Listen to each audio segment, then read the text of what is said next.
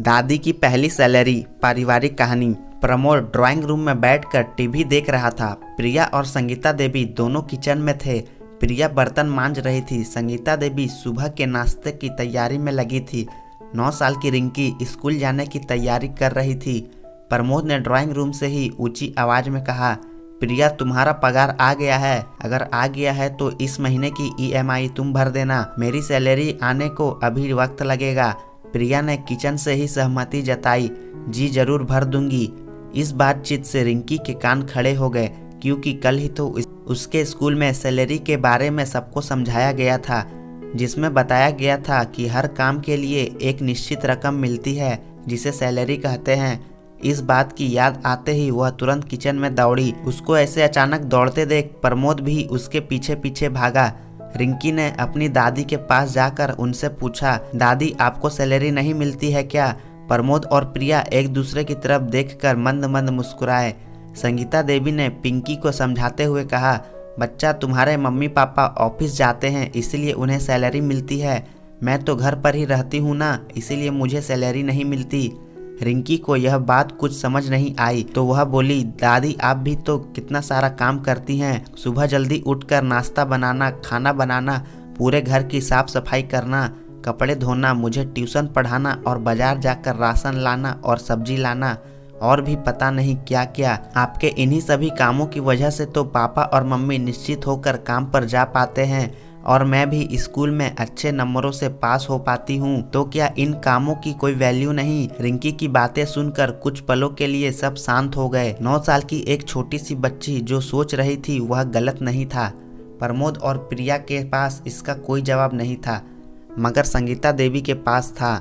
वह बोली, किसने कहा मुझे सैलरी नहीं मिलती? मुझे पैसों के रूप में, कागजों के रूप में सैलरी नहीं मिलती, लेकिन मुझे जिस रूप में सैलरी मिलती है उसकी कीमत कोई आंक ही नहीं सकता। मैं घर की जिम्मेदारियां संभालती हूँ तो मुझे तुम्हारी मम्मी एक दोस्त के रूप में मदद करती है। तुम्हारी मम्मी की दोस्ती मेरे लिए वह सैलरी है। मुझे पैसों की जरूरत होती है और मैं तुम्हारे पापा को बोलती हूँ तो बिना यह जाने कि मैं उसका क्या करूँगी वह मुझे झट से पैसे निकाल कर दे देते हैं। तुम्हारे पापा का यह विश्वास मेरी सैलरी है, और तुम जो मुझे इतना प्यार करती हो, मेरे बारे में इतना सोचती हो, वह तो मेरा बोनस है।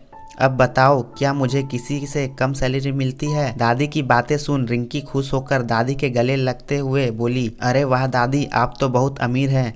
सबके चेहरे पर बड़ी मुस्कान आ गई। प्रिया संगीता देवी के पास आई, उनका हाथ पकड़कर बोली, मम्मी जी हमने कभी इस बारे में सोचा ही नहीं, लेकिन आपको कभी इस बारे में विचार नहीं आता कि आपको भी सैलरी मिलनी चाहिए? कभी कभार, वह भी जब तुम लोग को कुछ खरीद कर देना होता है, अब थोड़ा सा बुरा लगता है, संगीता देवी ने हिचकिचाते हुए कहा। रिंकी बीच में ही बोल पड़ी, तभी तो मैं आपसे कह रही थी दादी आप ट्यूशन शुरू कर दीजिए।